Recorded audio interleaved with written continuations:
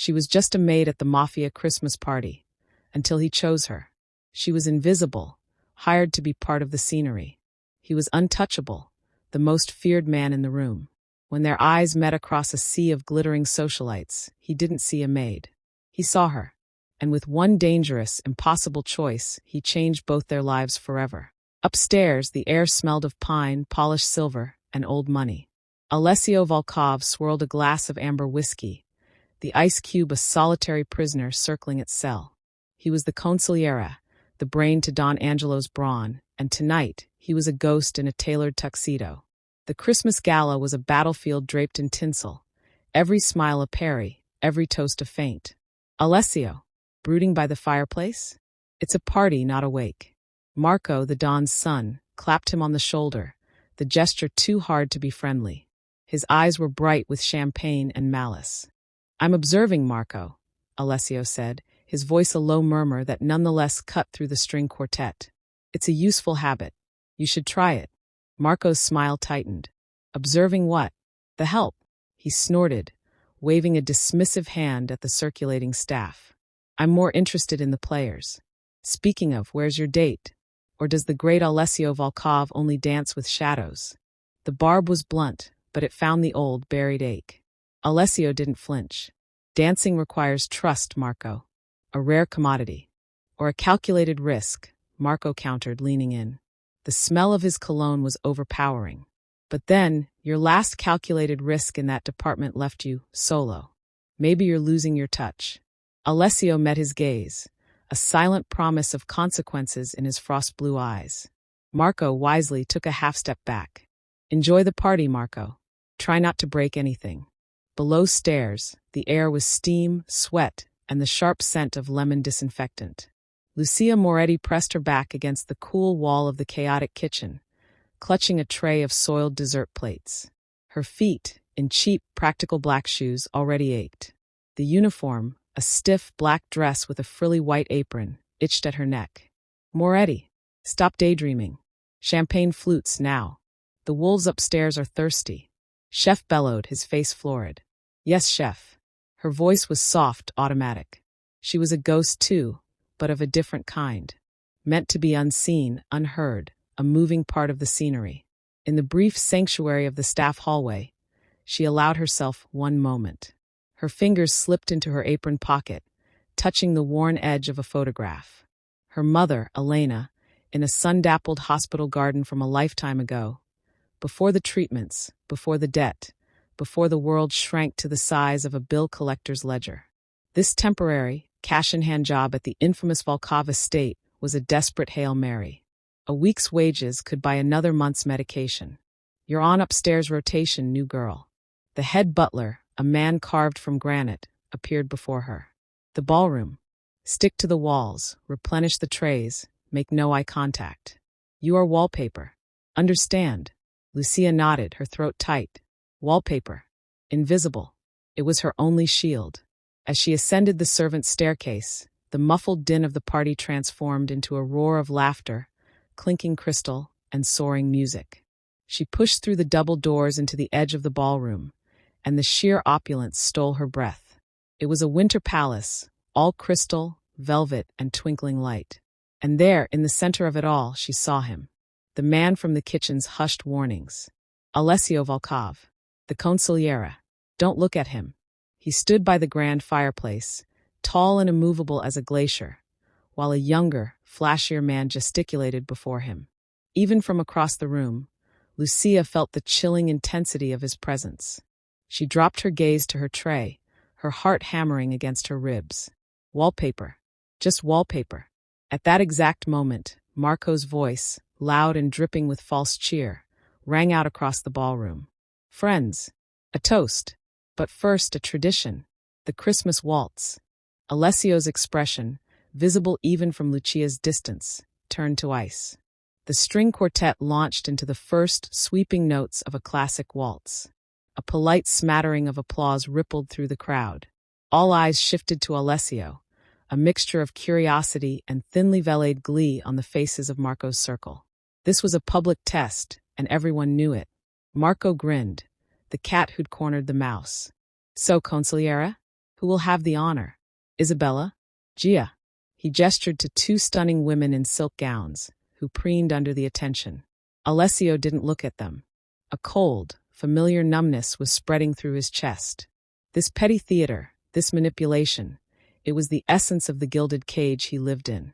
He saw Isabella's father, a capo whose loyalty was for sale to the highest bidder. He saw Gia, whose brother Heed had to discipline last month for skimming from the docks. Every option was a political statement, a transaction. To choose one was to play Marco's game. His gaze, flat and dismissive, swept past them. It traveled over the familiar, hungry faces of the inner circle, over the sycophants and the hangers-on. It was an act of pure, silent contempt. And then, because there was nowhere else to look, his eyes found the periphery, the shadows where the staff hovered like moths. And there she was, the girl from the doorway. She was holding a fresh tray of champagne, her body angled as if to flee back into the safety of the service corridor. The garish chandelier light caught the flyaway hairs that had escaped her severe bun, creating a faint, soft halo around her pale face. She wasn't looking at the spectacle. She was staring at the floor, her posture screaming a desire to dissolve into the wall. In a room screaming with color, noise, and avarice, her silent desperation was the quietest, most honest thing he'd seen all night. A reckless, impulsive thought, alien to his nature, cracked through the ice. What if I chose something that means nothing? What if I chose the one person in this room who is not a piece on the board? The moment stretched. The quartet played on. Marco's smirk began to falter, replaced by confusion. Alessio raised his hand. Not a grand gesture, but a simple, deliberate pointing of his index finger. It cut through the air like a blade.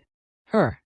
The single syllable, spoken in his low, carrying tone, dropped into the room like a stone into a still pond. The music faltered for a single, discordant beat before the musicians recovered. 100 heads swiveled. They followed the line of his arm, past the velvet ropes of society, past the glittering jewels, to land on the girl in the maid's uniform. Lucia felt the weight of the room's attention slam into her with physical force. The tray in her hands trembled, the flutes chiming a delicate, terrified melody. Blood roared in her ears, drowning out the music. No. This was a mistake. A cruel joke. He was pointing at someone behind her. She took a half-step to the side, trying to disappear. But the head butler was already there, his face ashen with horror. He gently, firmly took the tray from her numb fingers. Go, he hissed under his breath, a command laced with panic. A path cleared between her and Alessio. It felt like a mile long. She saw Marco's face first, utter shock morphing into dawning, vicious amusement. Then she saw him, Alessio Volkov. His expression was unreadable, but his eyes held hers. They weren't laughing. They were waiting. Some instinct deeper than terror made her legs move, one foot in front of the other on the polished marble. The silence in the room was absolute, save for the relentless, cheerful waltz. She reached him, stopping a careful 3 feet away, her gaze fixed on the black silk of his lapel. He closed the distance. He didn't speak. He simply offered his hand, palm up. It was not the soft, manicured hand of a socialite. It was broad, with long fingers and faint, pale scars across the knuckles.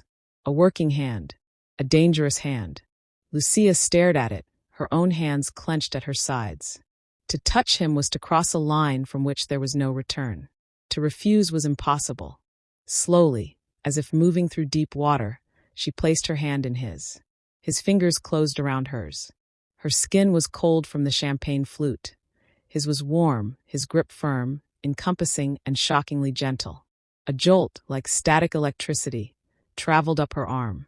He led her to the center of the floor, his other hand coming to rest, light as a whisper, on the stiff fabric of her apron at her back. The world narrowed to that point of contact, to the scent of him, sandaled wood, clean linen, and the faint, sharp bite of whiskey. They began to move. He was a skilled lead, and her body, trained by years of helping her mother shuffle through physical therapy exercises, instinctively followed. But this was no graceful fairy tale. She was stiff with terror. He was rigid with the strangeness of his own actions. They moved together, a pair of beautifully dressed marionettes, dancing on the strings of a shocking scandal. He leaned down, his breath stirring the hair at her temple. His voice was so low only she could hear it, stripped of its earlier public coolness, replaced by something raw and marginally apologetic. "Just keep looking at me," he murmured. "Don't look at them." She lifted her gaze, finally meeting his eyes up close. They were the color of a winter sea, and in their depths she didn't see mockery. She saw a reflection of her own stunned disbelief. She saw a man just as trapped in this moment as she was. In that instant, she wasn't a maid. He wasn't a consigliere. They were just two people, holding on to each other in the eye of a hurricane. And outside that fragile eye, the storm of whispers began to build. The final note of the waltz hung in the air, then snapped. The spell broke. Alessio dropped his hand from Lucia's back, as if the stiff fabric of her apron had burned him. He took a single, measured step back, the mask of impenetrable calm sliding back into place so completely it was as if the last 3 minutes had never happened. But his pulse hammered against his ribs, a frantic drumbeat of "What have you done?"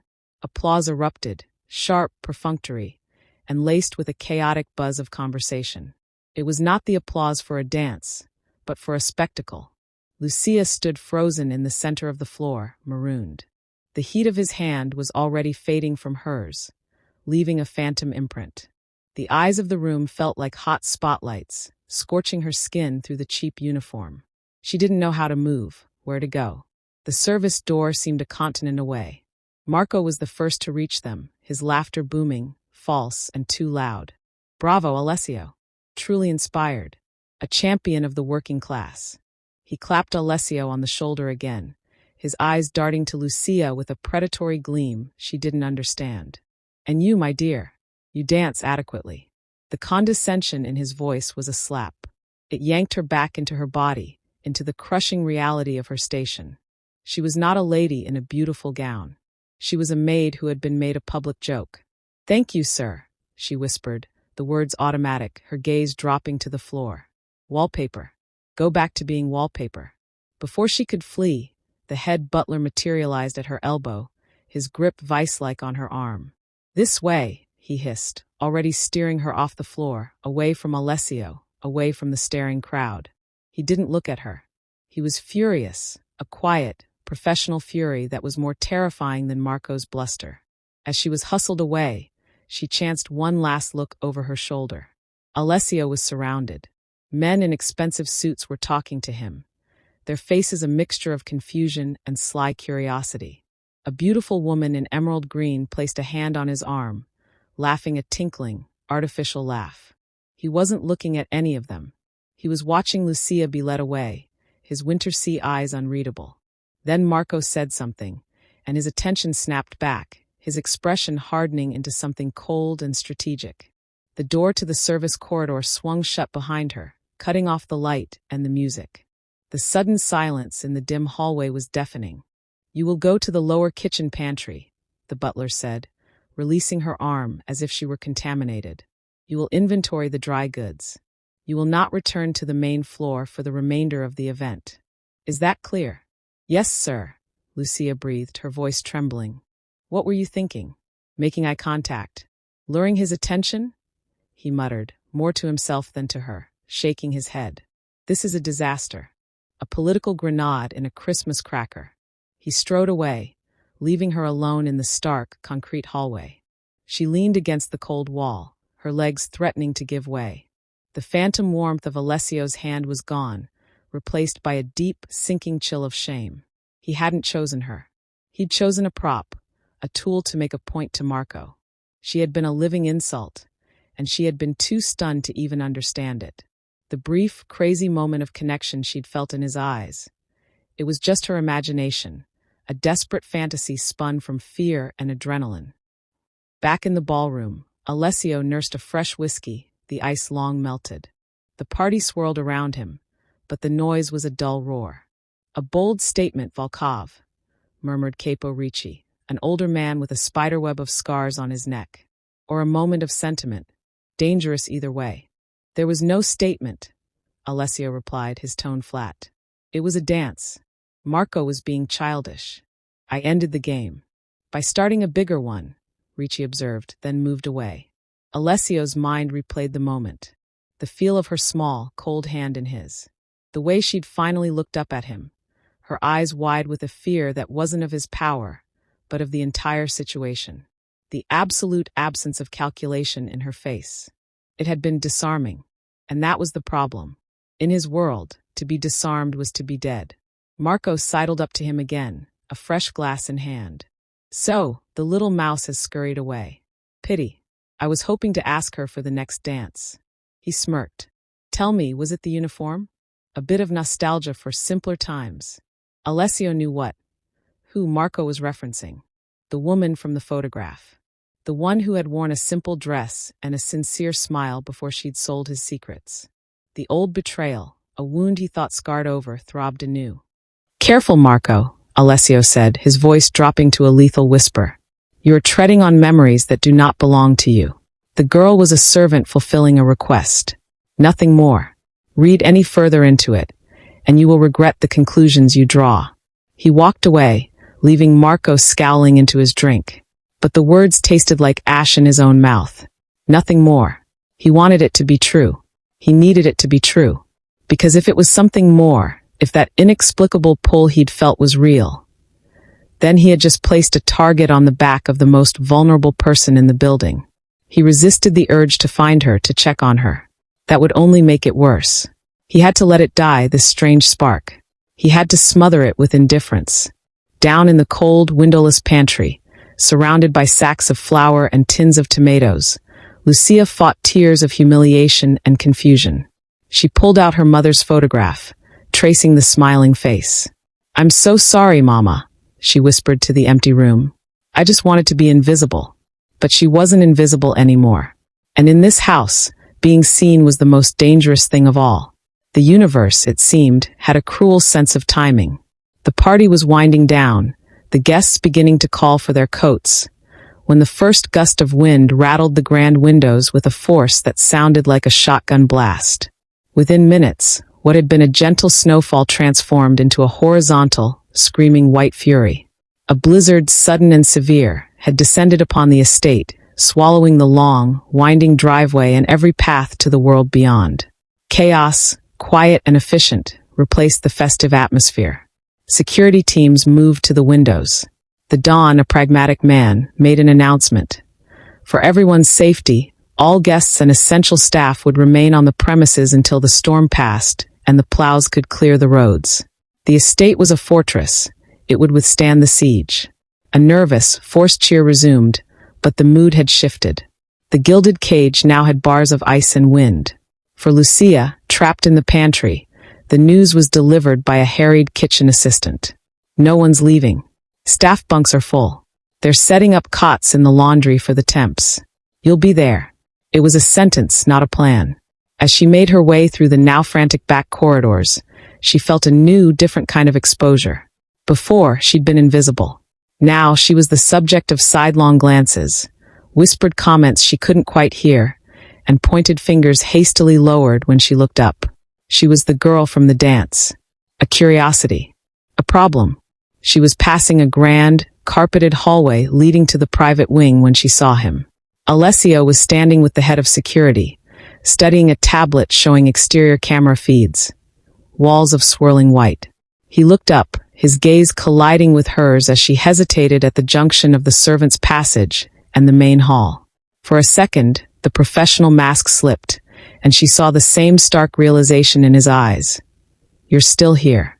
Marco chose that moment to emerge from a room, his laughter preceding him. He spotted Lucia, and his eyes lit up with a malicious delight. Ah, the star of the evening. Stranded with us. How fortunate. His gaze traveled over her in a way that made her skin crawl. He took a step toward her. You must be terrified. All alone. Perhaps you'd like to wait out the storm somewhere more comfortable? I have a very cozy sitting room. Every instinct in Lucia screamed to run, but her feet were rooted. Before she could formulate a response, a voice, cold and final, cut between them. She has an assignment. Alessio had closed the distance without seeming to move. He stood slightly in front of Lucia, not looking at her, his entire focus on Marco. The silver in my study needs polishing before the family breakfast. A meticulous job. It will take all night. Marco's smile turned brittle. Polishing silver? During a blizzard? How domestic of you, Consigliere. Order must be maintained, even in a storm, Alessio replied, his tone leaving no room for argument. He finally turned his head, his eyes meeting Lucia's. They were unreadable again. The brief vulnerability she'd seen moments ago sealed shut. The study. Third door on the left in the west wing. You will work there until you are relieved. It was a command, delivered in front of his rival. A public reaffirmation of her status as staff. Yet, the subtext hummed in the air between the three of them. He wasn't sending her to a dusty pantry or a crowded laundry room. He was sending her to his private space, a known sanctuary where even Marco's access was limited. He was drawing a line around her, a boundary even Marco wouldn't cross lightly. Yes, sir, Lucia said, her voice barely a whisper. She didn't understand his motives. Was this protection or further punishment for the trouble she'd caused? But Marco's offer had been a dark alley, and Alessio's was a locked door. She chose the door. She hurried down the indicated hallway, feeling their stares on her back until she turned the corner. Finding the door, she entered, closing it softly behind her. The study was not what she expected. It was warm, lived in, and dominated by floor-to-ceiling bookshelves. A massive oak desk stood neat and orderly, a single green-shaded lamp casting a pool of soft light. A fire crackled in the hearth, and the air smelled of leather, old paper, and the faint, clean scent that was uniquely him. This was not the office of a thug. It was the sanctuary of a scholar. It was the quietest place she'd been in all night, and the sudden peace was almost overwhelming. On a sideboard, a large chest sat open, revealing a breathtaking set of antique silver cutlery and serving pieces. The polishing assignment was not a fiction. She was trapped, yes, but she was trapped in his space. And as she looked at the roaring fire, then back at the door he had, in his own oblique way, placed her behind, she understood the first terrible truth. Her resistance was futile. The storm outside, and the storm he had created by choosing her, had forced them into a proximity that could not be denied. They were now, irrevocably, in each other's orbit. And in the quiet of the study, with the blizzard howling its outrage against the windows, she finally let herself feel the full, terrifying weight of what that meant. This story is a refuge, just like Alessio's study. If you found a moment of peace or anticipation here, consider subscribing. The fire had burned down to glowing embers. The silver, polished to a liquid shine, lay wrapped in felt on the sideboard. The storm's fury had softened to a low, relentless moan outside the windows. In the study, a different kind of quiet had taken hold. Not empty, but full. Alessio had returned an hour ago, wordlessly hanging his suit jacket on the back of a chair. He'd poured 2 glasses of water from a crystal carafe, placing one on the small table beside her before taking the wingback chair opposite.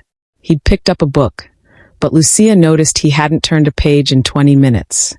The silence wasn't hostile. It was waiting. "It's Chapman," Lucia said suddenly, her voice startling in the quiet. She was looking at the book in his hands.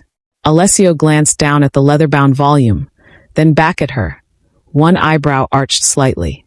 "You know it, Homer's Odyssey, translated by George Chapman," she said, a faint, nostalgic smile touching her lips. "My father, he loved the old poets. He used to say Chapman's translations had thunder in them." She looked into the fire, her voice softening. He'd read passages at night. His favorite was the part about the sirens. He said the true temptation wasn't the song, but the promise of knowing everything. The ultimate loneliness. Alessio stared at her, the book feeling heavy in his hands. In this room, men had discussed million-dollar deals and life-or-death strategies. No one had ever spoken of poetry. No one had ever looked so wistfully sad mentioning a father. What happened to him? The question left him before he could cage it. A bad investment, then a worse one. She shrugged, a gesture of immense weariness. He couldn't live with the shame of what it did to us. He left. That was his odyssey, I suppose. He just never navigated home. The raw, unvarnished honesty of it struck him like a physical blow. There was no spin, no plea for sympathy. It was just a fact of her life, as stark and polished as the silver she'd cleaned. "My father," Alessio heard himself say, the words unfamiliar on his tongue, "believed trust was the currency of fools. He died because the price was too high." He didn't elaborate. He didn't need to. The consequence of that lesson was the man sitting in the chair, the fortress he'd built around himself. Lucia met his gaze. "And what do you believe?" No one asked him that. They asked his opinion, his strategy, his permission. They never asked what he believed. He looked at the fire, then back at her. "I believe," he said slowly, "that some silences are too heavy to carry alone." It was as close to a confession of loneliness as he would ever come. She nodded, as if he'd spoken a profound truth. A companionable silence settled again, but it was different now, warmer. The space between their chairs felt smaller. "The decorations in the ballroom," he said after a while, a dry edge returning to his voice. "The giant, weeping angel atop the tree. Whose idea was that?" A surprised laugh escaped Lucia, a genuine, unfettered sound that seemed to sparkle in the dim room. "It's terrible, isn't it? It looks less like a heavenly host and more like it's mourning the canapes." Alessio's lips twitched, then curved into a real, unguarded smile. It transformed his face, softening the severe lines, lighting his eyes from within. Lucia's breath caught. The Consigliere smiled, and it was not a weapon. It was a gift. "Marco's mistress picked it," he confided, the gossip feeling absurd and wonderful. "I think it's a cry for help." They talked then. Not about the storm, or the party, or the dangerous world outside the door. He told her about finding this first edition in a flea market in Rome, the smell of rain and espresso forever trapped in its pages. She told him about her mother's love for growing herbs on their tiny apartment balcony, how rosemary smelled like home. He was Alessio. She was Lucia. The titles, the uniforms, the terrifying context, all dissolved in the firelight. For a few stolen hours, the bond they had forged in the surreal panic of the dance was rewoven with threads of shared melancholy, unexpected humor, and the simple, profound relief of being known. Not as a symbol, but as a person. He watched her trace the embossed title on the book he'd handed her, her face peaceful. A dangerous, hopeful thought whispered in his heart. What if this is real? What if this is the thing I stopped believing in? For the first time in a decade, the fortress walls didn't feel like safety. They felt like a prison he might not need anymore. The dawn was a pale, gray smear against the windows when the knock came. It was sharp, official. Not Marco's aggressive rap, but the sound of duty. Alessio, who had been dozing fitfully in his chair, was instantly alert. Lucia, who had curled into the corner of the sofa under a borrowed blanket, sat up, the peaceful vulnerability of the night before hardening into anxiety. "Enter," Alessio called, his voice back to its commanding timbre. Luca, a loyal soldier from Alessio's personal detail, stepped in. His eyes flickered to Lucia, then back to his boss, his expression grim. "Sir, a word. Privately." Alessio stood, rolling the stiffness from his shoulders. He gave Lucia a brief, reassuring nod, "It's nothing," and stepped out into the hallway with Luca, closing the door most of the way behind him. Lucia strained to hear. The words were muffled, but the tone was urgent. "Security feed from the East Hall corridor. 2:30 this morning. Seen taking an envelope." A cold knot formed in her stomach. The East Hall, where Marco had cornered her. Her plea for him to leave her alone. The envelope he'd tried to press into her hands, thick with what she knew was cash. Her refusal. Had that been seen? Then she heard Alessio's voice, low and deadly. "Are you certain?" "The timestamp is clear, sir. And Capo Ricci's man corroborates." He saw the exchange. No, Lucia thought, panic rising like bile. "It wasn't an exchange. I didn't take it." The door opened fully. Alessio walked back in. But the man who entered was not the one who had shared smiles by the fire. This was the Consigliere, carved from ice. His face was a closed door. His eyes, when they landed on her, were the color of a frozen sea at dawn. "Luca, wait outside." The guard left, closing the door with a definitive click. The silence in the study was no longer warm. It was suffocating. "Get up," Alessio said, his voice devoid of all emotion. Lucia stood, the blanket falling to the floor. "Alessio, whatever you heard." It's sir to you, he cut in, the words a lash. It always was. I just forgot for a moment. He walked to the fireplace, his back to her, his shoulders rigid. Marco. This morning. In the East Hall. What happened? She took a step forward. He found me. He offered me money. A lot of money. For my mother. He wanted information about you. I refused. He turned then, and the raw, betrayed fury in his eyes stole the breath from her lungs. You refused. And yet an envelope changed hands. He tried to force it on me. I pushed it back. You have to believe me, I didn't. Believe you. The word exploded from him, filled with a pain so old and deep it shook the room. Do you have any idea what belief costs? I believed a woman once. She had your same honest eyes. She wore simple dresses and spoke of simple things. And she sold every secret I ever whispered to her in the dark to the highest bidder. He was in front of her now, not touching her, but his presence was a violence. Was that your game? The vulnerable maid with the sick mother? The perfect, tragic mark to soften up the lonely, cynical consigliere? No, the cry was torn from her. What we talked about my father, my mother, that was real. Was it? He sneered, though the sneer seemed to poison him as he said it. Or was it just a better script? Marco's getting more creative. Sending a cleaner, sadder weapon this time. Tears streamed down Lucia's face, hot and helpless. The man she had connected with, the one who had shown her his solitude, was gone.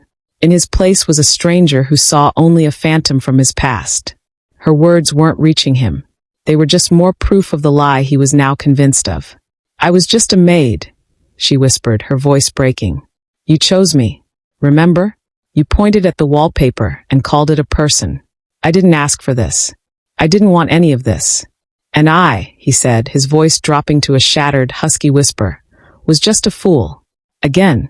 He looked at her, and she saw it then, beneath the fury, a devastation so complete it hollowed him out. Get out. Alessio, please. Get out. The roar was final. It was the sound of his fortress walls slamming shut, higher and thicker than ever before, sealing her out forever. Lucia flinched as if struck. The fragile bond, the whispered confidences, the shared smile, all of it shattered into irredeemable dust at her feet. She saw no path back. The man she had begun to feel for saw only a traitor. Without another word, her head held high even as her world collapsed inward, she walked to the door. She opened it, stepped into the bright, cold light of the hallway, and closed it softly behind her. Inside the study, Alessio stood motionless. Then his fist drove into the mantelpiece with a sickening crack. He barely felt the pain. All he felt was the old, familiar chill spreading through his veins, and the new, agonizing certainty that the one time he'd dared to hope for something real, he'd simply been played for a fool. The ice was all that was left, and it was all he deserved. The door clicked shut, a sound more final than any slam. In the hallway, Lucia walked. One step, then another. Her body moved on autopilot, carrying her away from the study, from the firelight, from the ruin of something that had barely begun to bloom. The numbness that had enveloped her during his tirade began to crack, and a raw, aching grief surged in its place. It wasn't just the cruel accusations. It was the obliteration of the man she'd seen last night, the one with the quiet smile and the lonely eyes. That man was gone, buried under the ice of his own history.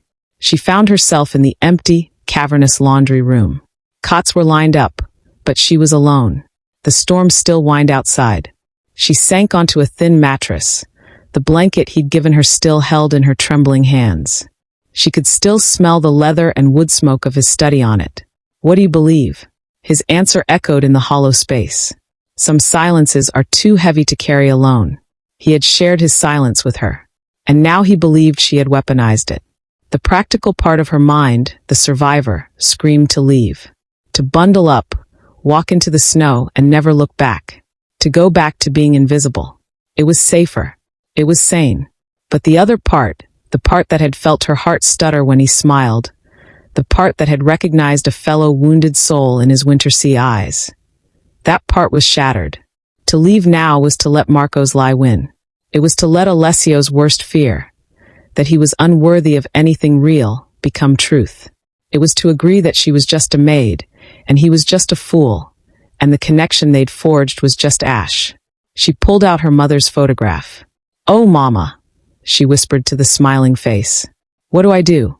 Do I fight for something that feels real, even if it seems impossible?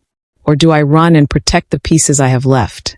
The photo offered no answers, only a memory of love that had also, in its own way, ended in abandonment. In the study, Alessio stared at the blood welling from his split knuckles. The physical pain was a clean, simple thing. It was nothing compared to the chaos inside. "I was just a maid." Her words, her broken whisper, looped in his mind. He saw her face not as he'd just left it, tear-streaked and defiant, but as it had been in the firelight, open, intelligent, wistful. He saw her hands, delicate but strong, polishing silver with a care that spoke of respect for the work. He heard her laugh, a sound so free of guile it had disarmed him completely. His own words mocked him. A cleaner, sadder weapon. He had built his entire life, his entire identity, on his ability to read people, to see the play before it happened. Was it possible his judgment was so clouded by the past that he was seeing ghosts instead of people? Marco's delight in the hallway. The corroboration from Ricci's man, Ricci, who was old school and loyal, but whose allegiance to the Don sometimes put him at odds with Alessio's modern methods. The conveniently timed security feed. It stank of a setup, but the fear was paralyzing. To believe her was to open the door again, to be vulnerable, to risk a pain that would dwarf anything he'd felt before. The safe choice, the smart choice, was to let her go, to fortify the walls, to be the Consigliere, untouched and untouchable. He looked around the room, at the chair where she'd slept, at the perfectly polished silver, at the Chapman translation still on the table where he'd left it. He said the true temptation wasn't the song, but the promise of knowing everything, the ultimate loneliness. Her father's words, her story, was that all a script? Could anyone fake the profound sadness in her eyes when she spoke of him? Alessio Volkov had spent a lifetime making calculated choices. This was not a calculation. It was a leap into an abyss. The choice was not between logic and emotion. It was between the safety of his self-made prison and the terrifying, fragile hope that he had been wrong. He walked to his desk, opened a secure laptop, and bypassed the main security server logs. He accessed the raw, unedited feed from the East Hall camera, pulling up the timestamp Luca had given him. There, in grainy black and white, was the scene. Marco stepping too close.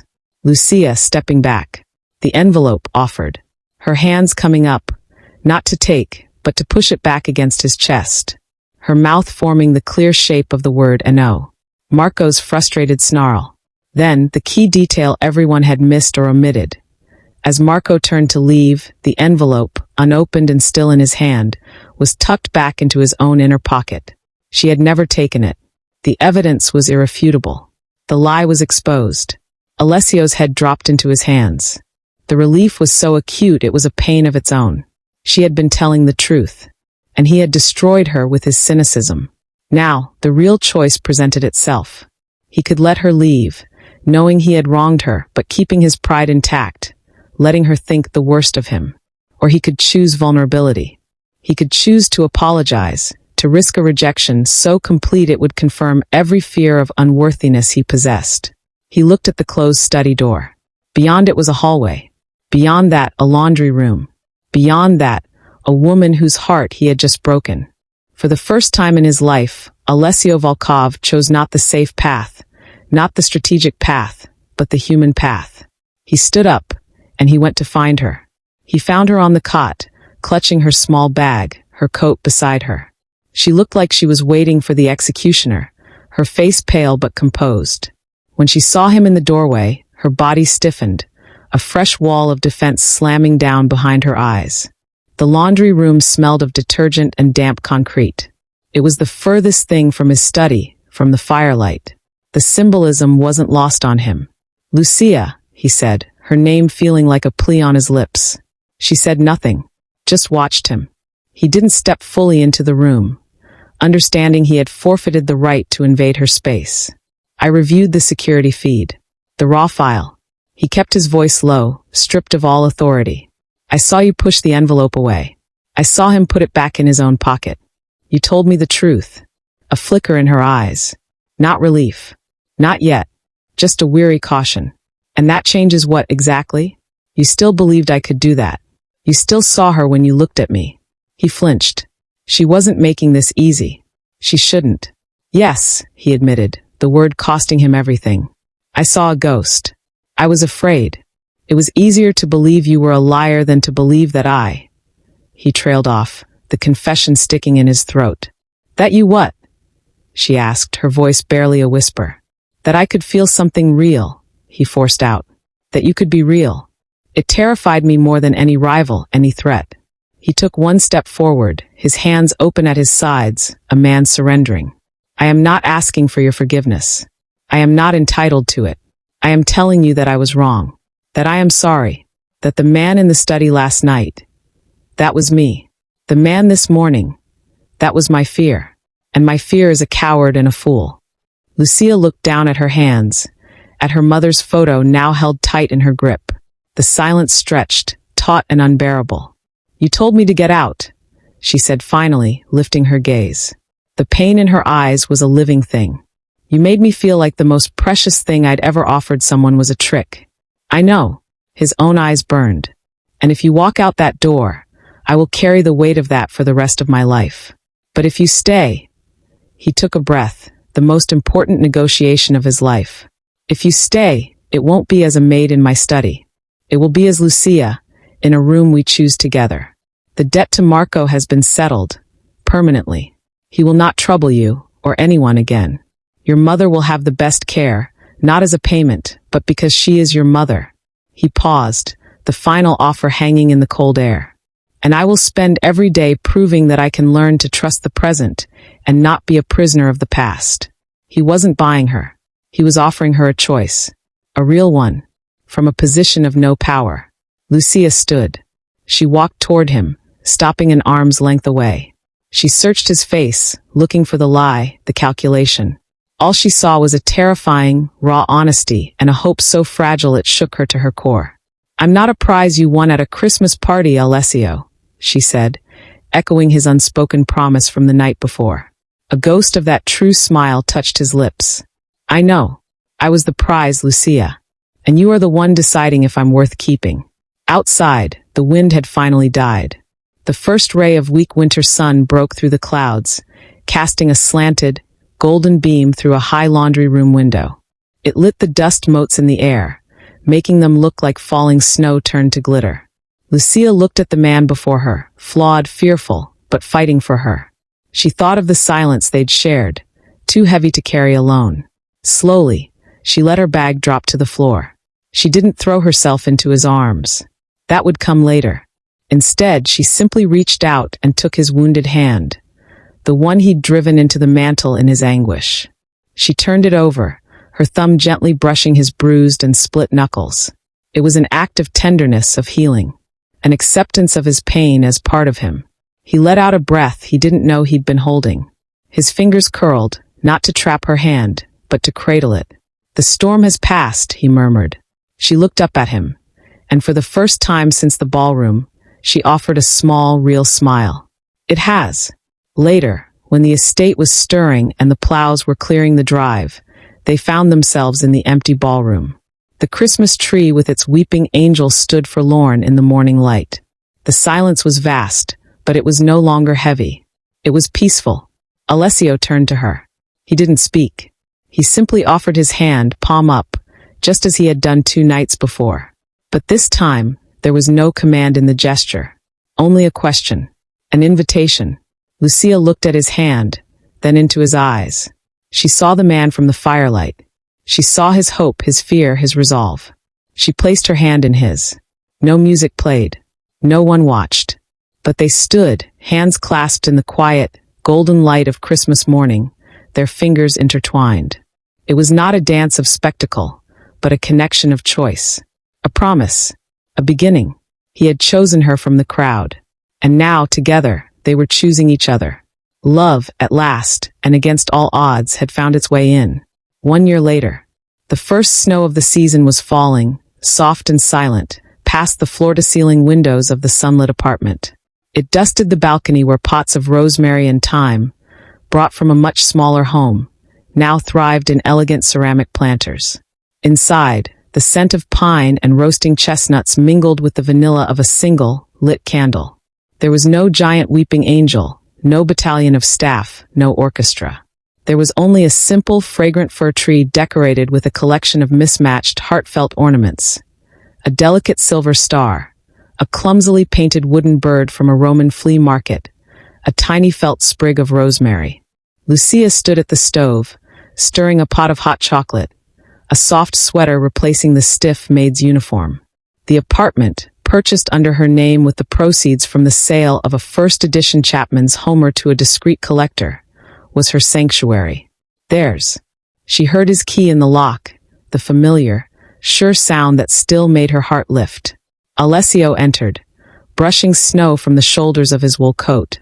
His face, once a mask of perpetual winter, now carried the gentle lines of a man who smiled often and truly.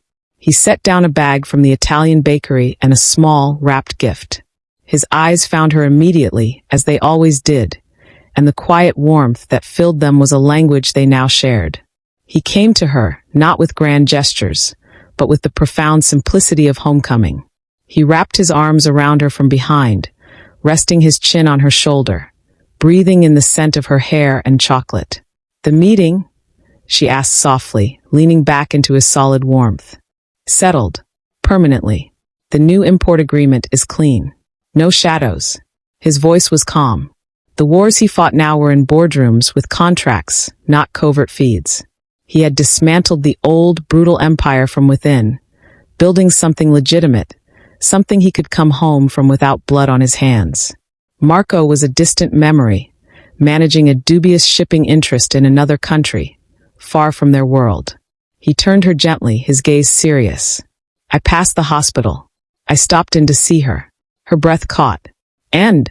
A slow, beautiful smile spread across his face. "The new treatment is working. The doctor said her resilience is remarkable." He cupped her cheek, his thumb brushing away a happy tear before it could fall.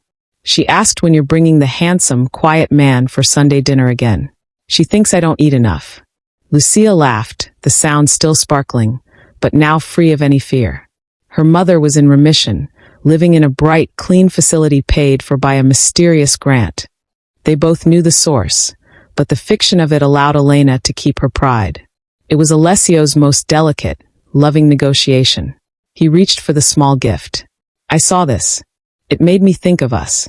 Inside the velvet box was not a diamond, but a single exquisite ornament, a delicate sphere of hand-blown glass.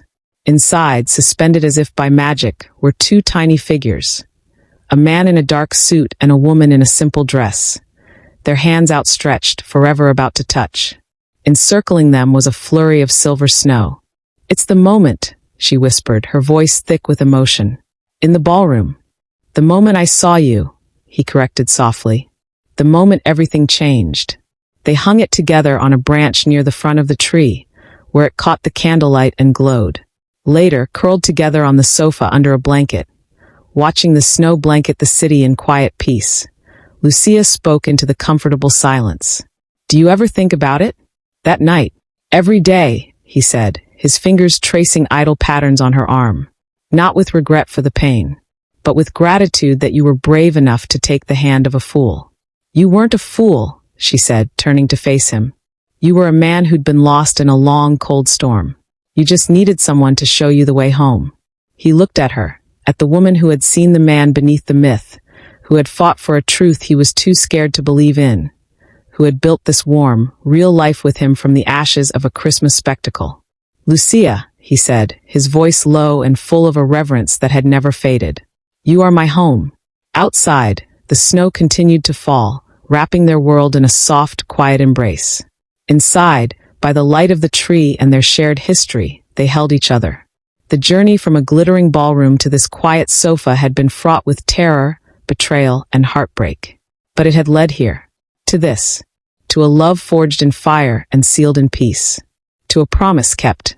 And as the candle flickered, casting the shadow of the two tiny glass figures dancing on the wall, one thing was certain. Their story wasn't an ending. It was a beautiful, breathing beginning.